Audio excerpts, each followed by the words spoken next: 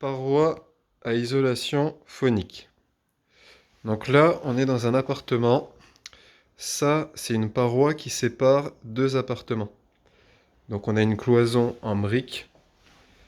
Ça, c'est la porte d'entrée.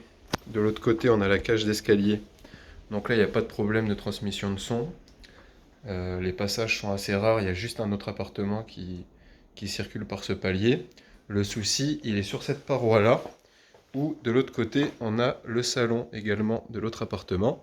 Et il y a beaucoup de bruit aérien qui traverse la paroi.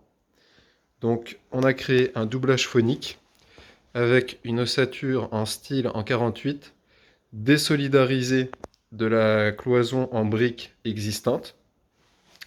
Bon là il y a un petit retour, ça c'est juste par rapport à créer une petite entrée, un petit sas d'entrée. Bon, ça c'est rien à voir avec l'isolation phonique.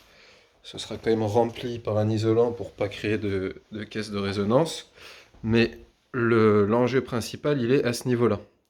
Donc, on a une ossature métallique en 48. Elle est désolidarisée de la paroi ancienne. Au niveau des raccords avec le gros œuvre, avec la maçonnerie, on va avoir en périphérie des bandes d'isolation phonique qui vont éviter la transmission des ondes sonores par le gros œuvre. Donc là, on la voit, elle est ici, entre le rail métallique et les supports de fixation. Ça évite de transmettre les ondes par la vibration des matériaux pleins et ça permet une bonne étanchéité de la structure. Pareil au niveau des plaques, elles sont vraiment au plus proche du sol et du plafond. Ce sera jointé quand même bien sûr à la fin. Il faut que ce soit une paroi phonique, il faut que ce soit étanche à l'air. Donc cette cloison, cette ossature, elle est séparée de la cloison en brique pour pas qu'il y ait de transmission des ondes sonores. Ensuite, on a un premier isolant en coton en 100 mm qui passe derrière l'ossature, donc qui est continu.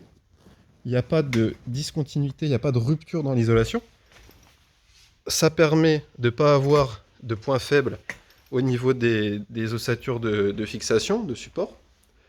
Donc 100 mm d'un isolant en coton qui a une faible densité, qui va faire effet ressort.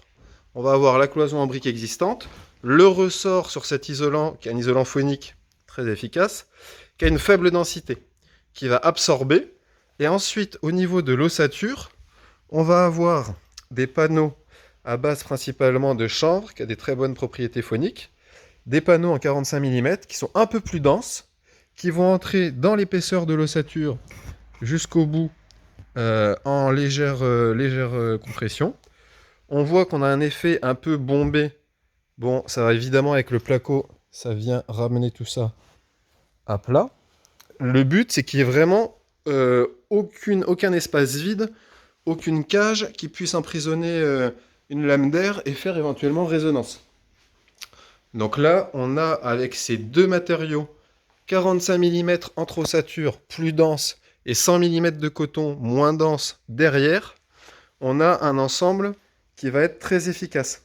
On finit par une plaque de BA13 phonique, qui est plus dense, qui va faire l'effet masse côté intérieur.